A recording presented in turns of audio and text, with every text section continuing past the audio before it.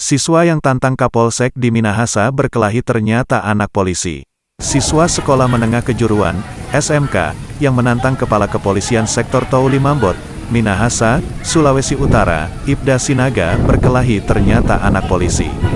Namun, tidak disebut identitas dan tempat bertugas dari orang tua anak itu.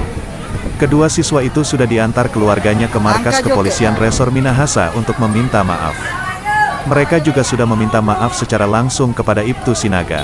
Sebagai informasi, dua siswa SMK itu awalnya didatangi Ibtu Sinaga karena diduga memukul seorang ibu dan seorang pelajar dalam angkutan kota di Terminal Tondano, Minahasa. Saat didatangi polisi, dua siswa SMK itu malah makin mengamuk. Bahkan mereka sampai menarik baju Ibtu Sinaga hingga kancingnya terbuka. Kasus dugaan penganiayaan yang dilakukan dua siswa itu kini masih diproses Polres Minahasa. Dengan adanya kejadian tersebut, Tommy akan menyampaikan kepada kepala-kepala sekolah khususnya SMA SMK sederajat untuk lebih memperhatikan pendidikan moral bagi siswa. Jangan lupa subscribe, share, komen, dan like ya!